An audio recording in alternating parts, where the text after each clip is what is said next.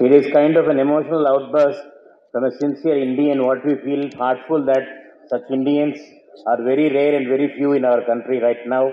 We need to breed them, we need to educate them to become like that so that our India can be taken care of by the youngsters.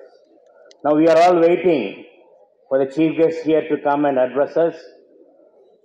Our sir is known throughout the country and the world, not only as a social worker but also a famous constitutional expert, and he has been in the limelight. So, normal person, simple to core of land, Sir Justice Honorable N.V. Ramana Garu, to please come on this occasion. We welcome all of you with a big clap.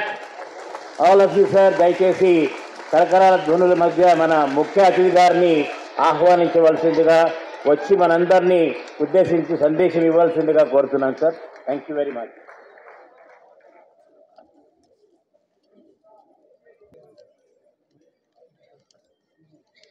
సభా అధ్యక్షులు, అవే సంస్థ స్థాపకులు ప్రభాకర్ చౌదరి గారు, వేదిక మీద ఉన్నటువంటి పెద్దలు చిన్నారెడ్డి గారు, మండలి బుద్ధప్రసాద్ గారు,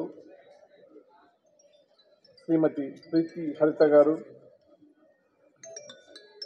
నాగేశ్వరరావు గారు, శ్యామ్ గారు, లహరి వేలు గారు, మల్లాది కృష్ణారావు గారు, ఇతర పెద్దలు, చిన్నారెడ్డి గారు చెప్పానండి, చిన్నారెడ్డి గారు, ఇతర పెద్దలు, అదేవిధంగా ఈ కార్యక్రమానికి ఇచ్చేసినటువంటి సోదరీమణులు, ప్రత్యేకించి నిజాయితీగా జీవితంలో జీవించి మరి ప్రజలకు సేవ చేసి ప్రజల మన్ననలు పొందినటువంటి అవార్డు గ్రహీతలకు అందరికీ కూడా హృదయపూర్వక నమస్కారాలు. ఇవాళ ఈ సమావేశం ఏర్పాటుకి కారణం మీ అందరికీ తెలుసు. సమాజంలో అత్యంత హీనమైనటువంటి జీవితం గడుపుతున్నటువంటి ప్రజానీకానికి సేవ చేయటం కోసం అవకాశం వచ్చినటువంటి అధికారులు కానీ, రాజకీయ నాయకులు కానీ, ఇతర సంస్థలు కానీ, వ్యక్తులు కానీ అవినీతితో మునిగిపోయి, అదేవిధంగా రాజకీయాల్లో హింస మరి ద్వేషంతో రెచ్చగొట్టి వారిని పావులుగా వాడుకొని తమ సౌదాలను నిర్మించుకుంటున్నటువంటి వ్యక్తుల హింసకి వ్యతిరేకంగా ఈ సంస్థ స్థాపించడం జరిగింది. ప్రత్యేకించి 15 సంవత్సరాలుగా 15వ జాతీయ సదస్సు నిర్వహించడం మరి చాలా సంతోషించదగినటువంటి విషయం. ఈ సందర్భంగా అనుభవజ్ఞులు, జీవితంలో ప్రజాసేవలో మునిగి తేలి నేటి రాజకీయాలకు, అవినీతికి తట్టుకోలేక మరి రాజకీయాల్లో ఉండాలా వద్దా అనేటటువంటి పరిస్థితుల్లో ఆలోచిస్తున్నటువంటి మరి అనేక నలుగురు ప్రముఖ వ్యక్తులు ఈ వేదిక మీద ఉన్నారు. వీళ్ళంతా కూడా ఎస్టింగ్విష్డ్ స్పీషియస్ లాగా, అంతరించిపోయే జాతిలాగా ఉంది. ఎందుకంటే ఈ సమాజంలో ఇవాళ ఉన్నటువంటి పరిస్థితులు తట్టుకొని నిలబడేటటువంటి పరిస్థితి కనిపించట్లా. మెజారిటీ జనం మరి అవినీతిని ఆమోదిస్తున్నారా అనేటటువంటి సందేహం కూడా మనకు కలుగుతుంది. అందుకనే దాదాపు 100 సంవత్సరాల పైగా మరి చార్లెస్ డికెన్స్ అనేటటువంటి మహాకవి ఏ టేల్ ఆఫ్ టూ సిటీస్ అనేటటువంటి ఒక నవల రచించాడు. దానికి తెలుగులో కూడా అనువాదం జరిగింది. ఆ అనువాదం తెన్నేటి సూరి గారు ఒక మొదట ఇంట్రడక్టరీ పారాగ్రాఫ్లో వర్ణిస్తాడు. అది ఒక వైభవోజ్వాల మహాయుగం, వల్లకాటి అధ్వాన శకం, వెల్లివిరిసిన జ్ఞానం, బ్రహ్మజముడుల అజ్ఞానం, భక్తి విశ్వాసాల పరిమపరిదం, పరమ పాషాండాల ప్రల్లోదక కల్లోలం, ఉజ్వల చైతన్యాల ఉత్పల మహోదయం, ఆశాకుసుమాలు పుష్పించిన ఆ మధుర వసంతం, నైరాస్యపు చలి పువ్వుళ్ళు ఈచుకున్న శిశిరాస్యం, సర్వసంపద సమృద్ధి, సర్వతోముఖ క్షామం, స్వర్గానికి రాసపట పుచ్చుకున్న జనం, నడుస్తున్నారు నరకానికి సూటిగా, అరుస్తున్నాయి అధికార కంఠాలు, అంతా అమోఘంగా ఉందని. సూక్ష్మంగా చెప్పాలంటే నేటి పరిస్థితికి నకలుగా ఉంది నాటి పరిస్థితి. ఇది దాదాపు 100 సంవత్సరాల క్రితం రాసినటువంటి నవలైనప్పటికీ కూడా ఇదే పరిస్థితి ఈరోజు దేశంలోనూ ప్రపంచంలోనూ కనిపిస్తుంది, ప్రత్యేకించి తెలుగు రాష్ట్రాల్లో. ఎందుకంటే అవినీతి అంటే నేను గత వారం రోజులుగా అనేక పుస్తకాల్లోనూ ఇంటర్నెట్లోనూ సెర్చ్ చేశాను, అవినీతికి నిర్వచనం ఏంటని. ఎవరు కూడా ఒక నిర్దిష్టమైనటువంటి ఒక నిర్వచనం ఇవ్వలేకపోయినటువంటి ఒక పెనుభూతం, బ్రహ్మ రాక్షసు లాంటిది అవినీతి అనేటటువంటి. ఒక డాక్టర్ రావి రంగారావు అనేటటువంటి ఒక ఆయన చిన్న కవిత చెప్పాడు.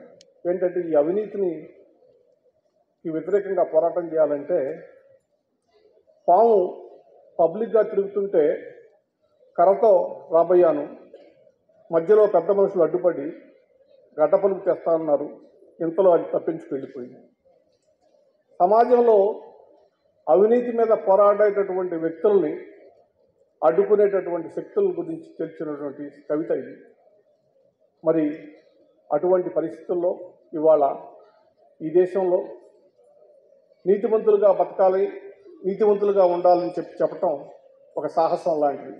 ఎందుకంటే ప్రజలకి వ్యవస్థల మీద నమ్మకం పోయేటటువంటి పరిస్థితి వచ్చింది. కొద్దిగా గొప్ప 1-2 సంవత్సరాల మీద ఇంకా కొద్దిగా ఉందని చెప్పేసి నేను అనుకుంటున్నా, ప్రత్యేకించి న్యాయ వ్యవస్థకు సంబంధించి. ఎందుకంటే నేను చూశాను కాబట్టి.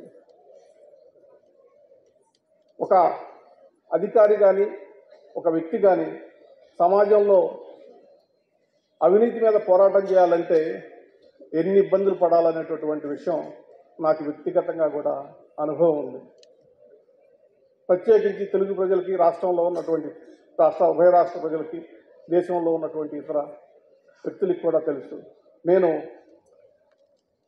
రాజకీయ నాయకుల మీద అనేక సంవత్సరాలుగా పెండింగ్లో ఉన్నటువంటి క్రిమినల్ కేసులను పరిష్కరించాలని చెప్పేసి 21/2021లో పబ్లిక్ ఇంట్రెస్ట్ అశ్విని కుమార్ అనేటటువంటి ఒక కేసుని టేకప్ చేసి కొన్ని ఆదేశాలు ఇవ్వటం జరిగింది. 10th August 21 నాడు, అదేవిధంగా 25th August 21 నాడు రాజకీయ నాయకుల మీద ఉన్నటువంటి వేల సంఖ్యలో ఉన్నటువంటి కేసుల్ని సత్వరమే 1 సంవత్సరం లోపల పరిష్కారం చేయాలా, అదేవిధంగా ప్రత్యేక కోర్టులు పెట్టాలా, సాక్షుల్ని ప్రత్యేకించి రాజకీయ నాయకులకు వ్యతిరేకంగా సాక్షులు చెప్పేటటువంటి సాక్షుల్ని బెదిరించేటటువంటి పరిస్థితి దేశంలో ఉంది. కాబట్టి వాళ్ళని రక్షించేటటువంటి ఒక వ్యవస్థ ఉండాలా. సిబిఐ కానీ, ఈడీ కానీ, యాంటీ కరప్షన్ బ్యూరో లాంటి సంస్థలకి స్వతంత్ర ప్రతిపత్తి కలిగి ఉండాలా అనేటటువంటి ఆదేశాలు ఇవ్వటం జరిగింది. దాని ప్రభావం ఫలితం నేను చవి చూశాను, నా కుటుంబ సభ్యులు చవి చూశాను. ఇంతకు మించి నేను మీకు చెప్పను. కాబట్టి ఇవాళ ఈ సన్మాన గ్రహీతల్లో చాలామంది వాళ్ళ జీవితంలో అనేక సందర్భాల్లో ఇటువంటి ఒత్తిళ్లు కానీ, అవమానాలు కానీ, తిరస్కారాలు కానీ, భయపెట్టడం కానీ మరి అనుభవించుంటారు. అయినప్పటికీ కూడా మరి ధైర్యంతో వాళ్ళ నిబద్ధతతోటి నిలబడి ఇవాళ అవినీతికి వ్యతిరేకంగా పోరాటం చేశారు. మీ అందరికీ కూడా చాలా అభినందనలు, శుభాభినందనలు. ఇంకపోతే ఈ అవినీతి అనే దాని గురించి మాట్లాడాలంటే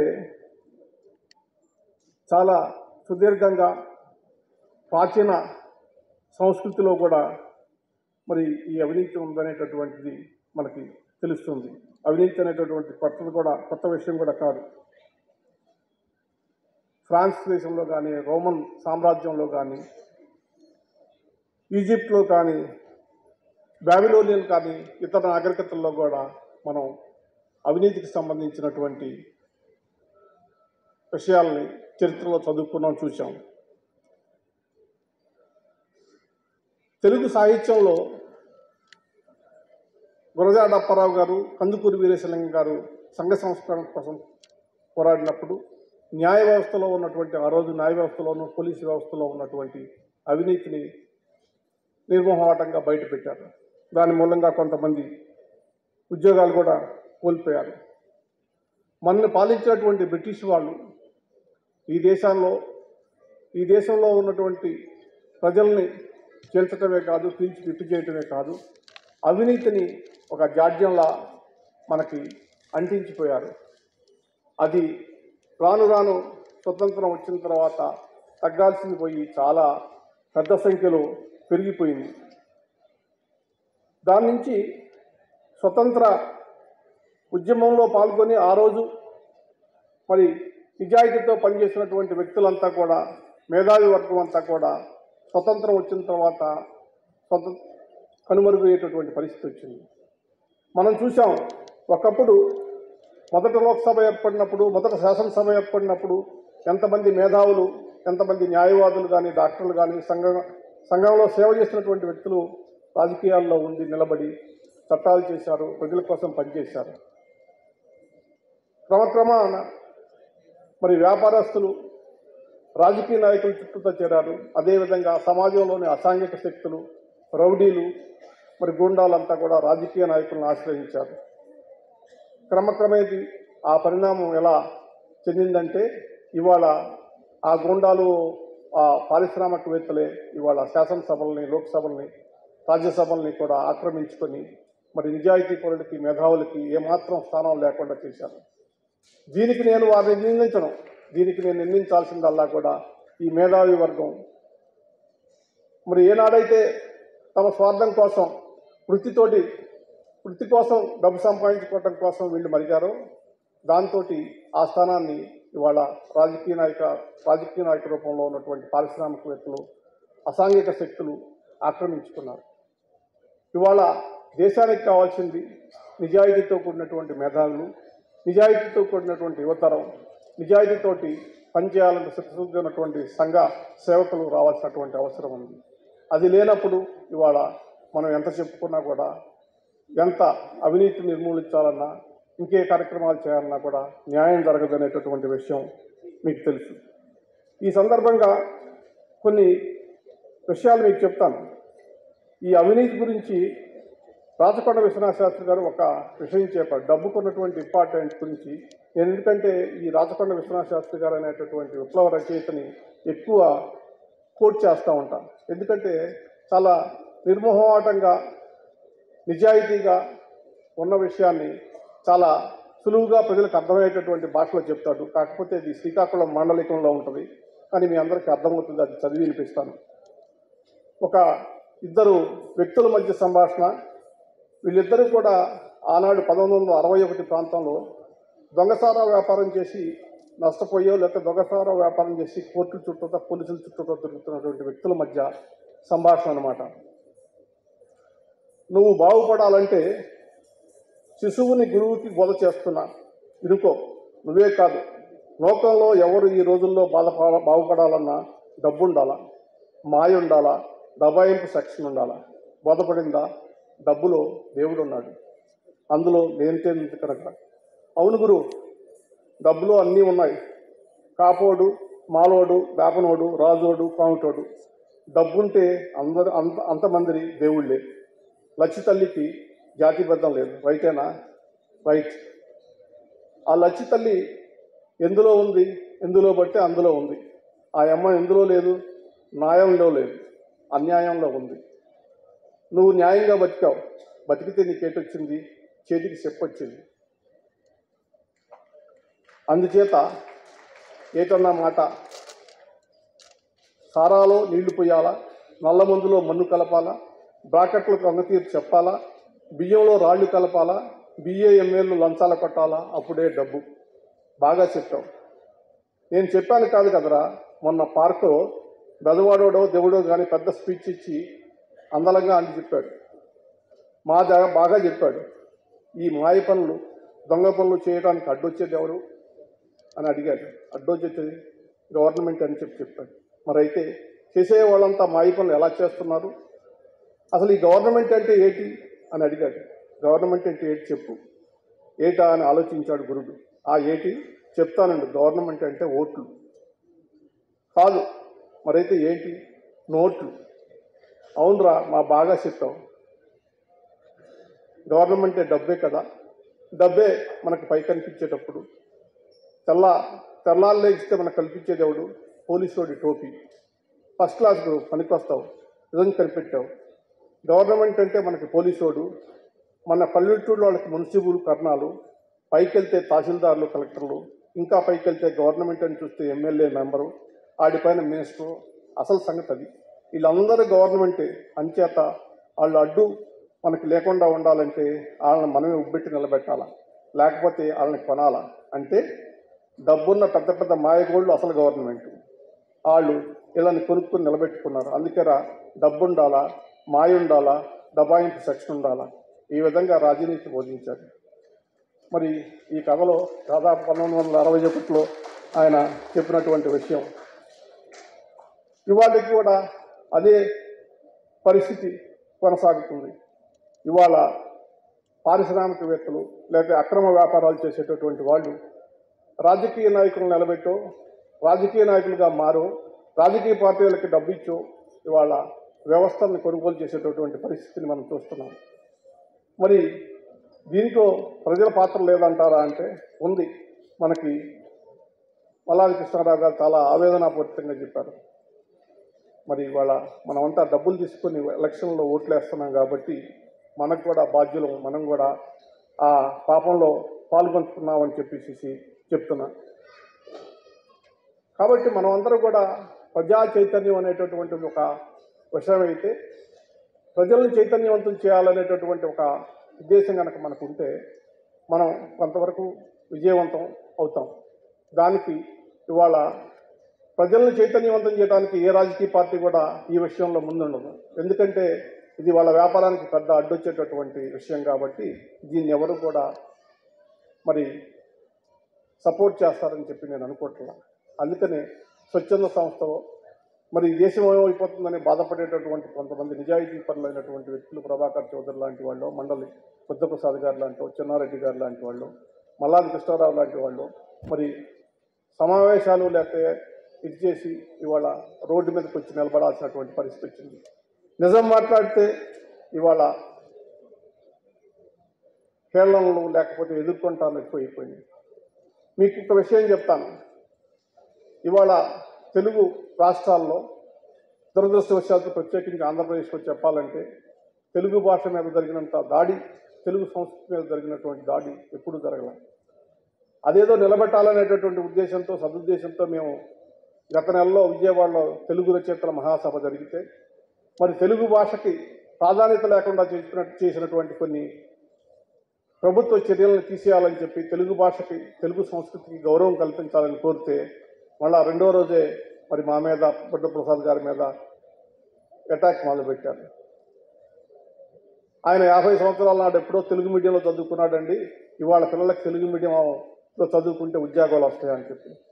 మేము తెలుగు మీడియంలో చదువుకోవాలని చెప్పట్లా. తెలుగు మీడియం, ఇంగ్లీష్ భాషతో పాటు తెలుగు భాష కూడా అవసరమే.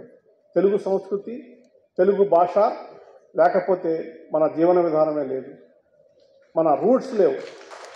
ఇవాళ మన కన్నా తల్లిని తండ్రిని ఎలా మర్చిపోతే ఎంత ప్రమాదమో, మనకు అడ్రస్ లేకుండా ఎట్లా ఉంటుందో మన భాషని, మన సంస్కృతిని మర్చిపోతే కూడా అదే పరిస్థితి. కాబట్టి మీ అందరికీ మేము ఆ రోజున ఈ రోజున చెప్పేది ఏంటంటే భాషను కూడా గౌరవించుకోండి, భాషను నిలబెట్టుకోండి, మన పిల్లల చేత తెలుగు భాష మాట్లాడించండి అని చెప్పేసి చెప్తున్నాం.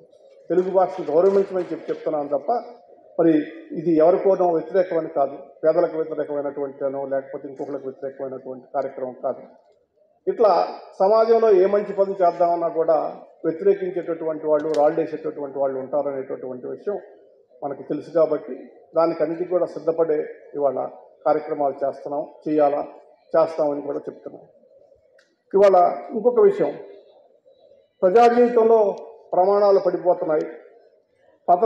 ఈ పతనం సమాజం మీద దుష్ప్రభావం చూపుతుంది అనేటటువంటి విషయం అందరూ ఒప్పుకుంటారు. ఎందుకంటే రాజకీయాల్లో నీతిపరులు, నీతిమంతులు, నిజాయితీ పరులని ఆకర్షించేటటువంటి పరిస్థితి లేదు. దీనికి ఒక్కొక్క కారణం కూడా నేను చెప్తాను. విద్యార్థుల్ని ఒక పద్ధతి ప్రకారం రాజకీయాల నుంచి దూరం చేశారు. మనకి ప్రపంచీకరణ తర్వాత మనం మన పిల్లలకి ప్రత్యేకించి చెప్పేటటువంటిది ఏంటంటే, నువ్వు చదువుకో, బుద్ధిమంతుడిలా ఉండు, ఎంట్రన్స్ రాయి, ఇంజనీరింగ్ చదువు, లేకపోతే డాక్టర్ కోర్స్ చదువు, అమెరికా పో, డాలర్లు సంపాదించు. ఇదే ఒక మోసపోచినటువంటి పద్ధతుల్లో మనం ఇవాళ పిల్లల్ని పెంచేటటువంటి పరిస్థితి ఉంది. పిల్లలు చదువుకోవద్దని అనలేదు, మేమందరం చదువుకున్నాం. కానీ సామాజిక స్పృహ అనేటటువంటిది ఒకటి ఉండాలి. సమాజంలో ఏం జరుగుతుందనేటటువంటి పిల్లలకు తెలియాలి. మరి డాక్టరు, ఇంజనీరింగ్ చదివినంత మాత్రమే జీవితంలో వాళ్ళు విజయవంతులై మరి గొప్ప పౌరులుగా అవుతారనేటటువంటి భ్రమ కూడా ఉంది. ఇవాళ అమెరికా దేశంలో చూస్తున్నాం, అనేక వేల మంది మరి పిల్లల్ని నిర్దాక్షిణ్యంగా గొలుసులేసి మరి భారతదేశానికి పంపిస్తున్నటువంటి పరిస్థితి చూస్తున్నాం. సమాజంలో బతకటం నేర్పాలా, క్లిష్ట పరిస్థితుల్లో జీవించడం నేర్పాలా, అనుకూలం లేనటువంటి పరిస్థితుల్లో జీవించడం నేర్పాలి తప్ప ఇదే చదువు అనేటటువంటి ఒక మొండి పద్ధతితో అది చదివితేనే గొప్పవాడవుతానేటటువంటి ఒక ప్రజలకి, ప్రత్యేకించి పిల్లలకి చెప్పడం కరెక్ట్ కాదనేటటువంటి నా ఉద్దేశం. అందుకనే పిల్లలకి తప్పనిసరిగా రాజకీయాలు చెప్పాలా, దేశం గురించి చెప్పాలా, సమాజం గురించి చెప్పాలా. మీరు ఎన్ని వేల కోట్ల రూపాయల ధనాన్నన్నా సంపాదించవచ్చు, హోదా సంపాదించవచ్చు, అధికారం సంపాదించవచ్చు, సమాజంలో ప్రశాంతత లేనిది, సమాజంలో ఉన్నటువంటి పరిస్థితులు ప్రశాంతంగా లేకపోతే మీ ఆస్తిని కానీ మీ హోదాని కానీ అనుభవించలేరు అనేటటువంటి విషయం గుర్తుపెట్టుకోండి. సమాజం ఎప్పుడైతే ప్రశాంతంగా ఉంటుందో అప్పుడే మీరు కూడా మరి మీ యొక్క జీవితాన్ని అనుభవించగలరు. మీరు రోడ్డు మీదకి వస్తే అల్లర్లు జరుగుతుంటేనో, మీ పక్క ఇంట్లో ఉన్నటువంటి ఒక యువకుడో యువతో మరి ఉన్మాదంతో మరి వేరే ఉద్రేకమైనటువంటి పరిస్థితిని సృష్టించను మీరు ఏ రకంగా ప్రశాంతంగా ఉండగలరో కూడా ఆలోచించండి. ఇంకొక దురదృష్టకరమైనటువంటి పరిస్థితి ఇవాళ ఈ రాజకీయాల్లో చూస్తున్నాం. రాజకీయ పార్టీలన్నీ కూడా కార్పొరేట్ సంస్థల్లాగా మారిపోయినాయి. విద్యా కార్పొరేటీకరైజేషన్ అయిపోయింది. మనకి రెండో మూడో ఇన్స్టిట్యూట్స్ ఇవాళ విద్యారంగాన్ని శాసిస్తున్నాయి తెలుగు రాష్ట్రాల్లో. అదేవిధంగా రాజకీయ పార్టీలు కూడా మరి ఎంబీఏ చదివినటువంటి వాళ్ళతో, లేకపోతే ఇంజనీరింగ్ చదివినటువంటి ఐటీ టెక్నీషియన్స్ తోటి రాజకీయ పార్టీలు నడిపేటటువంటి పరిస్థితి, దురదృష్టమైనటువంటి పరిస్థితి వాళ్ళ వచ్చింది. వాళ్ళకి వాళ్ళ మేనిఫెస్టో లేదు, ప్రజల సమస్యల మీద అవగాహన లేదు, సమాజంలో ఉన్నటువంటి సమస్యల మీద, సమాజంలో ఉన్నటువంటి వివిధ వర్గాల ప్రజల యొక్క సంస్కృతి మీద కానీ, బాధల మీద కానీ ఏమాత్రం అవగాహన లేదు. వాళ్ళని రెచ్చగొట్టేటటువంటి సోషల్ మీడియాను వాడుకొని ప్రజలను రెచ్చగొట్టి విభేదాలు సృష్టించి ఓట్లు దండుకుందాం అనేటటువంటి దుర్మార్గమైనటువంటి పరిస్థితిని ఇవాళ ఈ సంస్థలు, ఈ ఐపాక్ లాంటి సంస్థలు కొన్ని తయారై, డబ్బు కోసం పనిచేసేటటువంటి సంస్థలు తయారై, ఇంజనీర్లు, కొంతమంది టెక్నీషియన్ను వాడుకొని సమాజాన్ని ఇవాళ అధోగతి పాలు చేస్తున్నటువంటి దురదృష్టకరమైనటువంటి పరిస్థితి ఉంది. ఇది చాలా ప్రమాదకరమైనటువంటి పరిస్థితి. ప్రపంచంలో ఈ మన అద్భుతమైనటువంటి ప్రజాస్వామ్యం అనుకుని చెప్పేటటువంటి మన ప్రజాస్వామ్యానికి ఇది వాళ్ళ గొడ్డలు పెట్టు. రాబోయేటటువంటి రోజుల్లో ఈ ప్రజాస్వామ్య వ్యవస్థను కంప్లీట్గా నాశనం చేసేటటువంటి రోజు తొందరలోనే ఉందని చెప్పేసి మనం తొందరపడి, జాగ్రత్త పడి ఈ రకమైనటువంటి ప్రైవేట్ ఏజెన్సీల ద్వారా పార్టీలు నడిపేటటువంటి సంస్థలను కనుక మూతేయకపోతే చాలా ప్రమాదం ఉంది. వాళ్ళు జీవితంలో సమస్యలను ఎదుర్కోలేనటువంటి పలాయనవాదులతో కొంతమంది కుర్రాలతోటి రాజకీయాలు నడుపుదాం అనుకుంటే చాలా కష్టం. ఇంకొక విషయం కూడా తెలియజేస్తున్నా ఈ సందర్భంగా. నేను గత ఎన్నికల ముందు కూడా చెప్పాను, ఒక రాజకీయ పార్టీలో ఎన్నికై అధికార పార్టీలో ఎమ్మెల్యేనుగా, ఎంపీగానో 4 సంవత్సరాల 364 రోజులు అనుభవించే అధికారాన్ని చివరి రోజు పార్టీ ఫిరాయించి ఇంకొక గెలవబోయే పార్టీలో చేరిపోయేటటువంటి వ్యక్తి నీతిపరుడు ఎలా అవుతాడు? దురదృష్టం ఏంటంటే రాజకీయ నాయకుడు 4 సంవత్సరాల 364 రోజులు అధికారం అనుభవించి లాస్ట్ రోజులో ప్రయాణించేసేసి ఇంకొక పార్టీలో చేరిపోయి మళ్ళా ఎమ్మెల్యే అయి ఆయన అధికారాన్ని అనుభవిస్తాడు. దాన్ని మనం ఆమోదిస్తాం.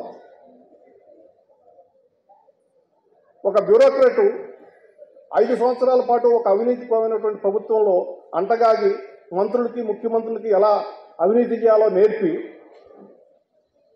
ప్రతిపక్షాలని మిగతాపక్షాలని వేధించి ప్రజలను దోచుకుని మళ్ళా కొత్త ప్రభుత్వం ఏర్పడగానే వాళ్లే అధికారులుగా ఉంటారు, వాళ్లే మళ్ళీ సలహాలు ఇస్తారు ఎట్లా డబ్బులు సంపాదించాలనేటటువంటి. అది ఇవాళ ఉన్నటువంటి అధికార వ్యవస్థ మరి పరిస్థితి. దాన్ని మనం ఆమోదిస్తాం. ప్రజలకి 5 సంవత్సరాలకు ఒక అవకాశం వస్తుంది, ఈ అవినీతి ప్రభుత్వాన్ని మార్చేటటువంటి అవకాశం. అది కూడా మీకు ఒక విషయం చెప్తా. మీరు మారుస్తుంది పార్టీలను కానీ వ్యక్తులను కాదు. ఈ అవినీతి పనులు ఆ పార్టీలో ఉంటారు, ఈ పార్టీలో ఉంటారు. మీరు మారుస్తుంది పార్టీలను కానీ వ్యక్తులను కాదనేటటువంటి విషయం గుర్తుపెట్టుకోండి. మళ్ళా మోసపోతుంది ప్రజలే. కాబట్టి ప్రజలారా గుర్తించండి, ఈ ఆర్థిక అవినీతి, ఈ సైద్ధాంతిక అవినీతి, ఈ రెండింటితోటి ఇవాళ కొట్టుమిట్టాడుతున్నాం. మనం ఎంత గొప్పగా దేశం గురించి కోడుకున్నా, ఎంత గొప్పగా జబ్బలు తరుచుకున్నా కూడా ఇవన్నీ కూడా వాస్తవాలు అనేటటువంటి విషయం గుర్తుపెట్టుకోండి. గత ప్రభుత్వాన్ని మార్చాలా, ఆ ప్రభుత్వం అవినీతి అయిందని ఇంకొక అద్భుతమైనటువంటి ప్రభుత్వం వస్తుందని చెప్పినటువంటి పత్రికలు కానీ ఛానల్స్ కానీ ఇవాళ మళ్ళా అదే ప్రభుత్వాన్ని కొత్తగా వచ్చినటువంటి ప్రభుత్వాన్ని ప్రశ్నిస్తున్నారంటే మరి పాలకులు ఎందుకు ఈ రకమైనటువంటి ప్రశ్నిస్తున్నారనేటువంటి ఆలోచన చేసుకోవాల్సినటువంటి అవసరం ఉంది. ప్రత్యేకించి తెలుగు రాష్ట్రాల్లో నూతన ప్రభుత్వాలు ఏర్పడ్డాయి. మరి వాళ్ళ యొక్క పరిపాలనని ప్రజలు చాలా నిశ్చితంగా గమనిస్తున్నారు. ఒక విషయం గుర్తుపెట్టుకోవాలా, ఏ ప్రభుత్వం అయినా ఏ పార్టీ అయినా రాజకీయాల్లో అవినీతి అనేటటువంటిది ఒక ముఖ్యమైనటువంటి విషయమని, అవినీతి చేస్తే ఊరుకోరనేటటువంటిది ఉపేక్షించరని చెప్పేటటువంటి విషయాన్ని గుర్తుపెట్టుకోవాలా. మరి రాజకీయాల్లో అవినీతి పనులు, అవినీతి అధికారులను కనుక ఉపేక్షిస్తే మరి వాళ్ళు కూడా ఏ రకమైనటువంటి చర్యలు తీసుకోకుండా అధికారుల మీద, ఆ రాజకీయ నాయకుల మీద కొత్త ప్రభుత్వాలు కనుక ఉంటే వీళ్ళు కూడా అవినీతిలోనే భాగస్థులు అనేటటువంటి నమ్మేటటువంటి ప్రమాదం ఉందని మరి ఈ సందర్భంగా హెచ్చరిస్తున్నాను, గుర్తు చేస్తున్నాను. ఈ పరిస్థితి నుంచి మీరు బయటపడాలని, ప్రజలకు న్యాయం చేయాలని, ఎన్నో ఆశలతోటి మీకు ఓట్లు వేసినటువంటి ప్రజలకి ప్రభుత్వాలు మార్చి మీ అందరికీ కూడా అవకాశం ఇచ్చినందుకు న్యాయం చేయాలనేటటువంటి విషయం చెప్తున్నా. ఇంకా సుదీర్ఘంగా పెద్దలంతా మాట్లాడారు మిగతా విషయాల మీద, ఆ జోలికి నేను నిలదలుచుకోలేదు. ఇవాళ రాయలసీమలో మరి ఫ్యాక్షనిజం గురించి ఒక మాట చెప్తా. ఎందుకంటే నాకు తెలుసు, నేను మా సీనియర్ అయ్యప్పరెడ్డి గారి దగ్గర దాదాపు 11-12 సంవత్సరాలు అడ్వకేట్గా పనిచేశాను. కర్నూలు, కడప, ప్రత్యేకించి అనంతపురం ప్రాంతాల్లో అనేక క్రిమినల్ కేసులని మేము వాదించాము. మరి వాళ్ళందరినీ చూసాము. మరి ఫ్యాక్షనిజం ఎంత ప్రమాదకరమైందనేటటువంటి విషయం గురించి మీకు నేను ప్రత్యేకించి ఈ ప్రాంతంలో ఉన్నటువంటి వాళ్ళకి చెప్పక్కర్లేదు. అటువంటి ఫ్యాక్షనిజాన్ని అంతమందించి, మరి ఫ్యాక్షనిజంలో ఫ్యాక్షనిస్టులు ఎప్పుడు కూడా వాళ్ళు డైరెక్ట్గా కొట్లాటకు రారు. వెనకాల ఏసీ రూముల్లో హైదరాబాద్లోనో లేకపోతే ఇంకెక్కడో కూర్చొని గ్రామాల్లో ఉన్నటువంటి ప్రజల మధ్య వైషమ్యాలను నెలకొల్పి మరి వాళ్ళ పంటలను నాశనం చేసి, ఆర్థిక మూలాలను నాశనం చేసి, తగాదాలని, వాళ్ళ మధ్య ఉన్నటువంటి వర్గ పోరాటాలని అనేక సంవత్సరాలుగా కొనసాగించి వాళ్ళ యొక్క పబ్బం గడుపుకునేటటువంటి పరిస్థితి ఉంది. కాబట్టి ప్రజలు చైతన్యవంతులు కావాలా. ప్రత్యేకించి దీంట్లో నలిగిపోయేది బడుగు బలహీన వర్గాలకు చెందినటువంటి ప్రజలైనటువంటి విషయం కూడా గుర్తుపెట్టుకోండి. కాబట్టి ఈ సంస్కృతి నుంచి ఈ ప్రాంతాలు విముక్తి చెందాలని, అభివృద్ధి చెందాలని దానికోసం కృషి చేస్తున్నటువంటి ఈ సంస్థని అభినందిస్తున్నాను. చివరిగా మరి ఇవాళ మనం అంతా కూడా నారాయణ రెడ్డి గారు రచించినటువంటి ఒక ఎన్టీ రామారావు గారు నారాయణ రెడ్డి గారు రచించినటువంటి ఒక పాటతోటి నేను ఈ ప్రసంగాన్ని ముగిస్తాను. ఎవరికి తలవంచకు, ఎవరిని యాచించకు, గుండె బలమే నీ ఆయుధం, నిండు మనసే నీ ధనం. నిజాయితీకై నిలిచే వారికి పరాజయం ఉంటుందా? మంచితనం మించిన పెన్నిది ఉంటుందా? చీకటి రాజ్యం ఎంతో కాలం చలాయించుతని మరొకకు, జీవితమే వైకుంఠపాడి నిజం తెలుసుకోబాయి. ఎగరేసే నెచ్చినలే కాదు, పడదోసే పాములు కూడా ఉంటాయి. చిరునవ్వులతో విషయ వలయాన్ని ఛేదించి పదవోయి ముందుకు. ఈ అవకాశం ఇచ్చినటువంటి మీ అందరికీ కూడా కృతజ్ఞతలు తెలియజేసుకుంటూ సెలవు తీసుకుంటాం.